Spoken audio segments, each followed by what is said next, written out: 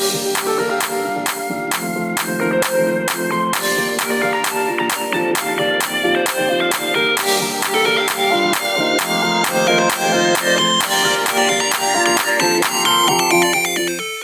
up everybody, Matt Moran here for another car review. This is of course the 2019 Toyota Highlander SE.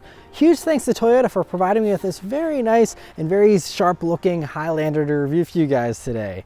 So about the Highlander, well, here in this SE trim, this is a mid-grade trim, not one of the fully loaded ones or anything, but it looks very good. The SE gets the unique looks here that are a little sportier. That's what SE stands for, is Sport Edition. And so it looks really sharp up front here. You can see the darker headlamps right up front that look very piercing and very good. You also have the blacked out grille there, which I think actually looks really attractive. Some other Toyotas these days have gotten really aggressive. I think this is still kind of a nice middle ground. It very much looks sharp and modern, but not overkill in my opinion. You also have some nice fog lights there in the lower air dam area. Coming down to the sides, you'll see more of that black theme here with these black 19-inch wheels, again specific only to the SE trim. And also, although it has the more aggressive looks, it actually has a sport tuned suspension specific to the SE trim as well to help back up the sportier look. So it's not just an appearance package, which is refreshing, especially in this segment.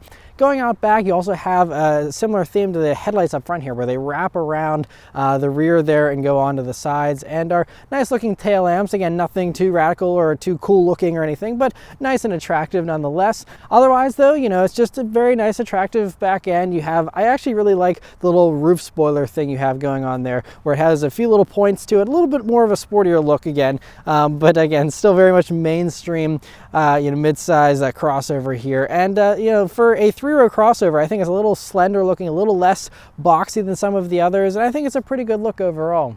Whereas for the interior of the Highlander, well, this is where its 5-year-old basis is starting to show its age the most, I think. And compared to some of the newer competition these days, this interior is lacking and very underwhelming in a lot of ways, but there are still some nice parts to it. First thing are these seats, which are nicely trimmed in leather here. I do like the little pattern kind of design you have on them, the red stitching here for the SE trim, and they are comfortable seats. They do have a pretty good amount of bolstering for an SUV of this type. They're heated here in the SE. If you go for the higher trims, you do get ventilated seats as well, but only heat here in the SE. But it's still nice you get leather seats here in the SE, just being a mid-grade trim. And so great seats and no complaints there. Next is the steering wheel, which is also very nice. You have a really great 9-3 grip to it. It's nicely leather wrapped, nice little 10-2 notches. Has some nice stitching-like designs here on the airbag cover, and just a few buttons on it here, nothing too complicated. Now that adaptive cruise control is standard, you do have the buttons for that here on the right-hand side as well. Next are the gauges here in the Highlander, which are fine. I think they're attractive and very easy to read, so not super impressive like some of the other newer stuff these days has digital gauges or a larger center screen. This one has, the typical small Toyota center screen. Some of their newest stuff, they have larger screens now in the middle there, but this still, it gets the job done fine. It's just the trip odometer and all those types of basic things. It also will show you, like your all-wheel drive split, and you can show media and stuff on there, which is a little more than some of the competitors like Kia and stuff, where you can't really do that. So it is nice to have, and also it has a very advanced start-stop display. And so whenever you're using the start-stop system, which this vehicle does have, and you can turn it off if you want, but if you leave it on, it'll actually inform you as to why it's turning on and off. So it'll kind of instruct you if it's turning back on for the climate control or whatever. And very informative. It even has a timer of how long you've been using the start-stop to kind of measure your savings there, which is a very cool feature. Not many in this segment have start-stop, and the ones that do, I don't think I've ever seen a start-stop system that's been that informative. And so I actually really have appreciated that during my time of driving here. And so overall, again, not amazing gauges. They're not going to wow you, but they get the job done just fine. Coming over to the center of the dashboard here, right up top, you have a fairly large touchscreen infotainment system here in the Toyota, and I appreciate that it's touchscreen, but it's one of the older ones. It's from the kind of the older Toyotas, not the newest system. I'm hoping it gets an update here, or the whole Highlander gets an update here in the next year or two. But in the meantime, you have this old setup, which is not very feature packed. There is no Apple CarPlay, no Android Auto. Meanwhile, just about every other Toyota product has Apple CarPlay at least now, and they're starting to roll out Android Auto for the 2020s. So we'll have to wait and see what the 2020 Highlander has. But for 19 here, no Apple CarPlay or Android Auto whatsoever. You know, it's still just your basic old school style maps and stuff. And I mean, it's good, you know, it has satellite radio and all the basic functions work fine. I do wish though that these buttons here on the side of the screen were real buttons. Instead, they're just like haptic feedback buttons, and so you just press them and hope that it registers. So not a great design there. I appreciate that there is a volume and tune knob, but they're a little bit of a reach up at the top here. It'd be nice to relocate them down to the bottom of the screen. And also they don't come out very far, so they're very shallow, so there's not a whole lot of surface area to grab onto to change the volume or the tune knob there. And so again, just not the greatest design in my opinion. Coming down, you have your climate controls, and that again is kind of strange where, you know, to change the temperature you have to twist the knobs, but there isn't really much of a knob that comes out. You have a tiny little surface area. So again, if you had like larger fingers or something, I feel like it'd be kind of frustrating to actually change the temperature there. And so that's just, again, something that's an odd design choice. Otherwise though, it works just fine. Moving on to storage spaces though, that's another interesting thing where Toyota made some really interesting choices that are a little odd. But first off, in the doors here, you have a nice large pocket with a bottle holder, which is great to see and nicely sized. Coming over to the center here, you have this very interesting shelf here before you get down to the cup holders and stuff. And it goes the whole width of the dashboard here from the steering wheel basically all the way over clear to the end of the passenger side there, and is nice, but it's not too grippy. It's just kind of like a nice padded vinyl, but that doesn't really hold things in place very well. It does have a little bit of a lip to it, so nothing's going to fall out of it, but things could just slide around a little bit. And then coming down, you'll see plenty of USB jacks. You have 3 of them here. 2 are just for charging, and then you have 1 for data, an auxiliary jack, and a traditional power outlet. And then you have the cup holders, which has this little insert that you can pull in and out, which is good, I guess, if you have really large cups. But I mean, these cup holders are really oversized otherwise, and unless you regularly drink big gulps or something, I don't know why you need a cup holder that big. But again, you know, because you have this little adapter, that will at least make one of them smaller, but then you still have one that's a little too big. And so you end up with, in most circumstances, cups that aren't very well secured in the cup holders and kind of flail around a little bit in corners and stuff. And so not a great design there either.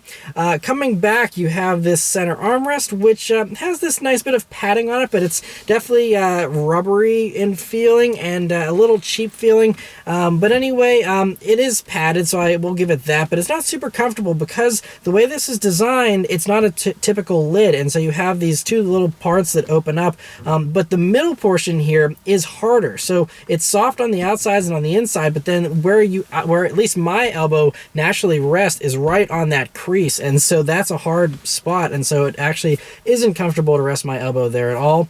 But anyway, you open this up and it again splits in an odd way. So you have this little tray, and I guess that's why they have this front part to open up separately if you want to just get into this tray. But it's still not even a great reach for that tray. I feel like everyone's just going to want to open up both ends and, you know, have the whole thing wide open here. But anyway, it's nice to have that tray up top here. And then down below, you have a pretty deep cubby here. It's very, you know, a nice large amount of space, very, very usable. You also have an additional power outlet in there as well. And so, you know, great to have all the space. I mean, plenty of volume as far as space goes, but just a little bit of a weird way to access it. I would just prefer a traditional lid like everyone else has these days. It's also a little bit of a bummer that aside from this shelf underneath the climate controls, there is no open bin. And so, you know, you have these few buttons, which is kind of a bad use of space in my opinion, where you could have an additional little cubby there or something. And a lot of really modern stuff these days has no shifter here. It's all kind of floating and you have something totally wide open. So this is a little bit of a dated design. And again, it's 5 years old, so we have to cut a little bit of a break. But again, when you're cross-shopping this with some of the competitors, it's just not super impressive. Another thing that's a little underwhelming while I'm up front here is this plastic around the driver's knee area here in the transmission tunnel area. It's all hard plastic, and you know, some of the newer stuff these days has that padded. And when you're on road trips, you have cruise control on, you're kind of resting your legs there on the side, or if you're someone that has larger legs, that's not very comfortable if this isn't padded. You do have some nice padding for the elbow points here on the doors and stuff. And so, I mean, it's not all hard plastic or anything, but again, compared to some of the competition, this interior just feels a little cheaper these days. Backseat space in the Highlander is on par with some of its competitors, a little bit behind with some of the others. But anyway, you know, the second row there, this one has the captain's chairs. Now you can get a normal bench as well if you'd like. It's, you know, pretty comfortable seats there. And the seats do slide forwards and backwards. And me being 5'9", with the seat all the way back, I have tons of legroom. I mean, I probably have, you know, 9 to 12 inches of legroom to spare. Very spacious, very, very roomy, and it's really nice. But when you have it that far back, that third row is unusable for adults completely, and even for probably most children over the age of, I don't know, a few years old. I mean, there is no legroom back there really for anyone if you have that seat all the way back. And that's, again, some competition has a little bit more space back there, like the new Honda Pilot I just reviewed. You can have that seat all the way back and still have plenty of legroom there, even in the third row as well. There's a few others that are the, you know, similar type of case. This one just kind of falls a little bit short with that. Now, if you do have the second row slid up to its furthest position closest to the front here, then, you know, I still have about 3 inches of legroom to spare, again being 5'9", so totally still usable for adults in the second row. And then at that point in the third row there, you'll have about, you know, 1 inch or 2 to spare, and I can fit back there. It's not super spacious, you know, but I do have sufficient headroom, which is good. I also find 2 cup holders on each side of the third row as well. So it's usable. Again, I still, you know, wouldn't use it all the time, and it's also it's okay to get back there, but it's a little bit harder and it's a little bit of a heavier seat to move than against some of the newer competitors, and it's heavy enough that it might be a struggle for some kids. And so, you know, whereas with the Honda you can have kids doing it themselves, with this I think you're going to need an adult to have the muscle to move that second row seat to get into the third row there. Now again, with these captain's chairs, it's a non-issue because they can just run through the middle there, but if you had the bench, you know, it'd be something worth noting. Another thing worth noting though is the cup holders there for the second row. So you have that little tray that flips up, and you have a little, you know, a tray there to hold stuff, as well as 2 cup holders with a little bit of a catch at the bottom there so that drinks don't fall right through the hole. But those cup holder cutouts are still, again, too big. And, you know, I had someone sitting back there, they got a drink through the drive-through, and it was not staying in the cup holder. You know, it would, obviously wouldn't fall through, but it would just, you know, be sliding back and forth in corners and stuff, and so they're just too big. Other things here in that second row, whenever you look forward, you'll see automatic climate control for that second row, which is a nice feature. Strangely though, there is no air vents in this little center part down there, and a lot of other vehicles do have air vents there, whereas with this, the only air vents you have for circulation for the second and third rows is in the ceiling. And so a little bit of a different change, but then you would think, okay, you know, then all those USB jacks and stuff you see in the bottom portion, you could have those higher up there instead of making them such a reach way far down there. But unfortunately they buried them down there instead, which is a little more inconvenient, and instead you just have a huge blank space of plastic there, which is a little unfortunate. Again, it's also unfortunate, so you see this one has the Blu-ray entertainment system here for the second row, and that's nice to have, but again, if you want to do any kind of gaming or anything, unfortunately it's only the old school video hookups. There is no HDMI jack like you again see in some of the competitors. So, you know, it'd be a little bit limited there as far as that goes, but you do have a traditional house current power outlet there, so you could plug in some type of gaming system or something like that if you want. So that's a nice inclusion, but again, just a little odd the way everything's set up here in the Highlander. There's just been so many times as I've gone around this interior where I'm just really scratching my head at why it's set up the way it is. But again, certainly is livable, certainly totally usable still, just not as intuitive as I think everything should be. Trunk space in the Highlander is pretty good. It's on par with a lot of the other competitors in this segment, where, you know, it's with the third row in place, it's definitely limited. You do have a little bit of a tray underneath the floor there, a little pocket you could fit something in there, and it's a reasonable size, but some other vehicles have some other additional pockets on the left and the right sides. This one has a little pocket that is covered on the left side. You can open that up, and it is nice and deep, so you can fit some extra stuff in there, but nothing on the right hand side. But it is still usable. You know, you could fit some like carry-on sized luggage if you stand it up there. But then, you know, if you don't need that third row, you can fold it down, and then you have a good amount of space back there, you know, and would make for a very roomy 2-row SUV if that's all you need it for. The only complaint I do have about the cargo area is that the power close tailgate is pretty slow. And so it actually, one time I was in a hurry and I pressed it to have it close, and by the time it was closed, I was already in the car, buckled up with the engine turned on, and I had it in drive. And then that tailgate finally was down all the way and locked. And so a little bit slower again than some of the competition, just what I'm used to these days with modern crossovers. They're usually a little quicker than this one. So again, just an odd thing, but kind of a nitpicky thing. Shouldn't be a huge deal. All right, so start time to go for a drive. Another thing I hate to complain about, but the key. The key is also very cheap. Even a new Corolla has a nicer key than this. It's just very plasticky and kind of cheap feeling, honestly. But it's keyless access, keyless entry, and push button start. So you're just going to mostly be leaving this in your pocket anyway most of the time. And that's just what you do. You leave it in your pocket, hit the engine start button, and it starts right up. All right, so setting off in the 2019 Toyota Highlander SE all-wheel drive. So the first thing you notice, well, I think the first thing that I notice is the throttle response, which is a little bit delayed. It's not quite as bad as the Tacoma. Those really have a delay to them, but this, it's not quite as sharp as, again, most of the competition. And so if you're more on the relaxed side of driving, you know, it's totally fine. If you're not in a hurry, you're just relaxed, totally okay. But whenever you are in a hurry, I found it a little bit frustrating. I have driven this vehicle actually 218 miles already.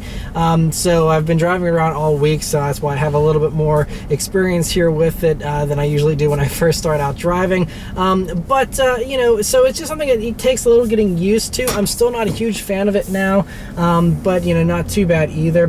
Brakes do have a very natural feel to them though. Steering also has a really nice natural feel to it, and has a good weight to it too. It's not too light, not too heavy. It just feels pretty good. There's not a ton of feeling through it, but overall I'm pretty happy with the steering and the brake. It's just that gas pedal, and even it's the tuning of the transmission. This has this newer 8-speed automatic. They upgraded that in the 2017 model year, but it's just the transmission is always hesitant to downshift, and it always takes a second longer than it should, just enough to kind of annoy you and be like, you know, it always makes you be like, what's going on? Even after 200 and almost 20 miles of driving, I'm still just like even there, you know, I hit the gas and I'm waiting and it doesn't give me the response as immediately as I'm used to in just about every other vehicle. So a little bit of a lazier response. It has a good amount of power though, you know, whenever you're just getting up and running. I'll do a little acceleration run here in a minute. But you know, getting up at some normal, you know, back road speeds here, it's a nice driving vehicle. It's not too noisy. It has a nice, pretty smooth ride actually here, even with the sport tune suspension of the SE model. I haven't found myself complaining about the ride quality, you know, so it's very refined. And so even compared to the most modern competition, I think that, you know, this is a very nice driving vehicle once you're up and cruising here, again, at a relaxed pace. That is key. If you ever drive with any kind of passion, this could get a little bit annoying, and I'll kind of talk more about that in a minute once we go onto a back road. But whenever you're cruising around, which is what most people are going to be doing, just taking kids around places, driving in a relaxed manner, this is going to be totally fine and very nice. And I do appreciate that this has a normal 8-speed automatic transmission as well. With a lot of the other competition going to CVTs, which do feel a little more unnatural. Even though this transmission is a little slow to respond, I still prefer the traditional feeling of it over you know, some of those CVTs, which feel a little bit odd. Another thing you do notice though whenever you're just starting off is that, especially when you come out in the morning and start it up for the first time, it takes a while to warm up. A little longer again than a normal vehicle. I'm used to it being a little bit quicker than this is. This takes a solid 10 to 15 minutes of normal driving before you actually get enough heat in the engine to start turning on the automatic climate control and getting heat and you know, all that kind of stuff, which again is just a little bit longer than I'm used to. And so I'm not sure why, since you have this large V6, it shouldn't take long to warm up. But let's turn down onto this back road here and see how it does. And here we go. It takes off and goes really, really well. So plenty of power here with the SE. You know, you have the larger engine choice in the Highlander, which is a 3.5 liter V6 engine. It's direct and port injection, and is pretty punchy. It does 295 horsepower, 263 pound-feet of torque, and in Motor Trend's testing, it did 0 to 60 in 7.2 seconds, which is decent for, you know, a 3-row crossover. It's totally fine.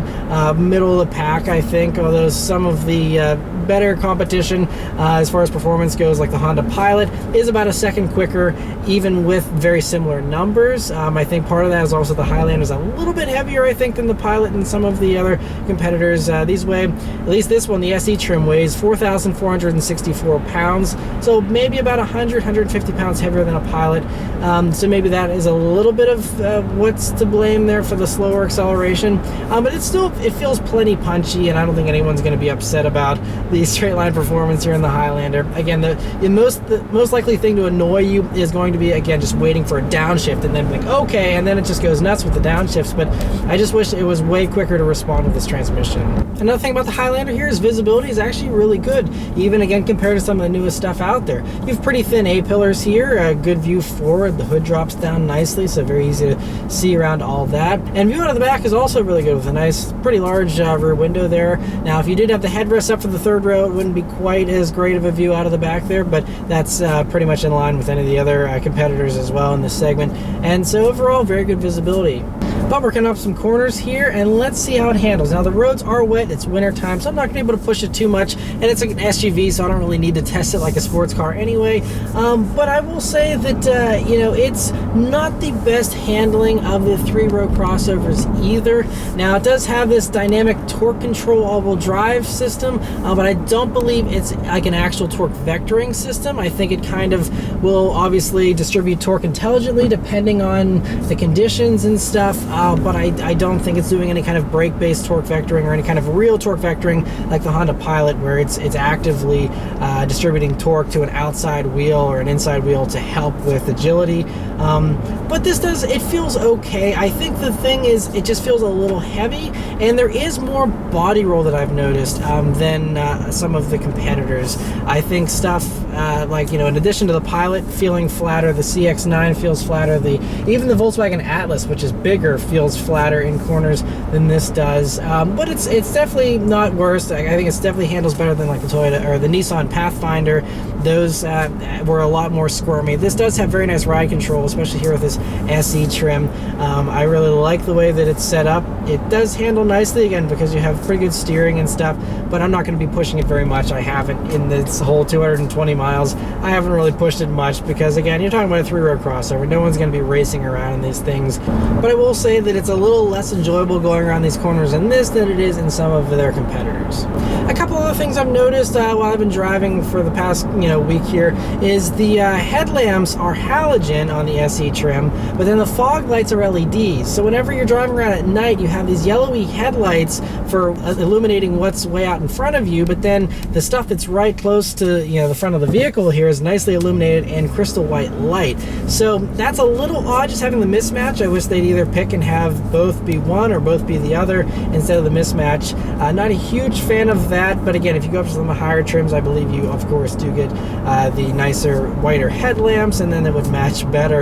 Another thing is this doesn't have an electronic e-brake, which most of the other, again, competing vehicles do. You still have a foot-based, manual e-brake, and that just results in whenever you're like parked, if you park, even if it's on the slightest of grades, whenever you let your foot off the brake to get out of the vehicle always lurches a little bit, either forwards or reverse, and that's just something that is, was commonplace maybe 5-10 years ago, but nowadays it's just kind of odd to have them, constantly be lurching like that. Usually when you put a vehicle in park, the e-brake comes on and it stays firm and secure where you put it, and so I would just say if you're parking one of these in a tight space, make sure that you put the e-brake on before you let off the brake, because it would move around a little bit there even in park.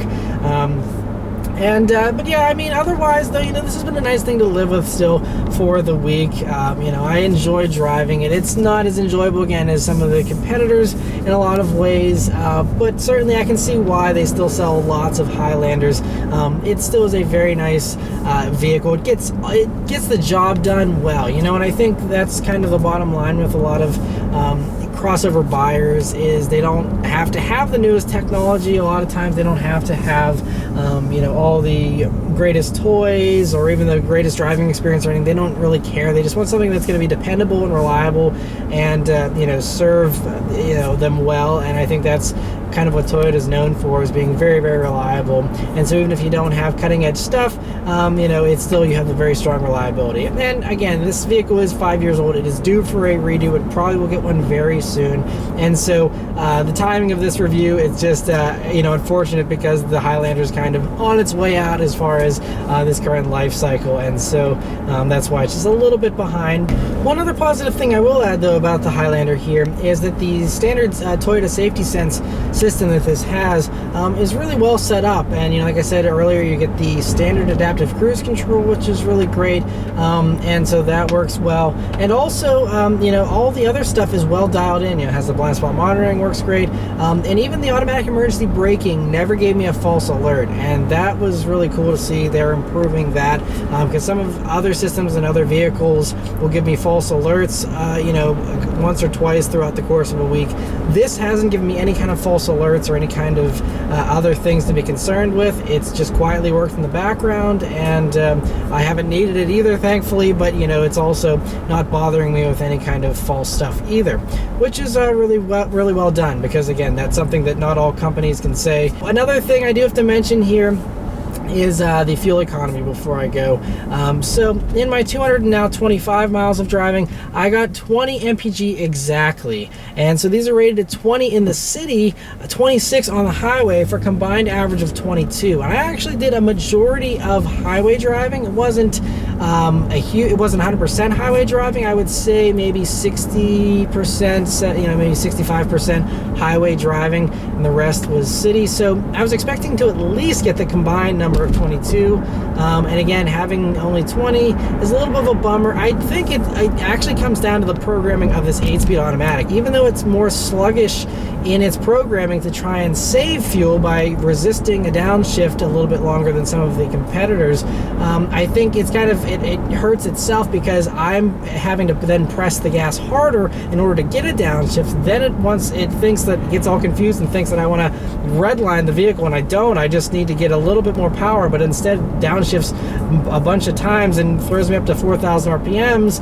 when I don't need to. I just need a little bit more power. Part of that is because it's a naturally aspirated engine. Some of the competitors have turbos these days, so you have more low-end punch, but even stuff like the Honda Pilot still uses a normal V6, and that's still just the way it's programmed. It doesn't have to go crazy in order to get some additional power. So I think just the tuning of the transmission, the programming, I think kind of hurts that a little bit. And I even noticed on the highway, just trying to hold 75 miles per hour on the highway, the transmission would still hunt around a little bit. And if I was even going up the slightest of grades, it again would give me a downshift, and I'm sitting at 3,000 RPMs trying to do 75 miles an hour. And then once it kind of chilled out and realized, okay, I don't need to be going that fast, then it'll be able to kind of relax and go into some of those higher gears and get better fuel economy. But I think it was the transmission, just it was kind of all over the place, and I think that kind of probably hurt the fuel economy a little bit. But still, 20 mpg for a 3-row crossover isn't shocking. That's in line with a lot of the competitors,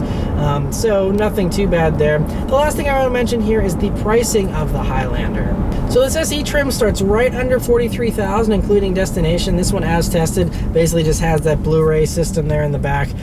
Bumps it up to $45,000, which is a competitive price considering you have the leather heated seats and all that kind of stuff. But it still is also not a huge bargain either, considering again you have some of these newer competitors that are priced very, very similarly. Some of them are almost identical in pricing, and you get some, again, the newer, more well thought out interior stuff and layout and things like that. And so I think it's definitely worth it. Again, if you highly value reliability, Toyota's unbeatable with that, really. And so it gives you that peace of mind, and for some people that might be worth the slight sacrifice currently, compared to some of the other newer, flashier stuff out there. But I think it's still, I mean, for a three-row crossover, it is still very much a solid value, and that's why, again, Toyota sells so many Highlanders for a very good reason, because I think it's priced very well and still is very competitive. And also, you can sometimes get some incentives on these, especially since this is an older model that, you know, is due for a redo, you know, in the next year or two. You might be able to get a little bit of a better deal on one of these than something that's new and is flying off the shelves. So just another thing to keep in mind as well. But anyway, huge thanks to Toyota for providing me with the Highlander here to review for you guys today. Let me know your thoughts on the Highlander in the comments below. Thank you guys very much for watching, and I'll see you on the next one. Take care.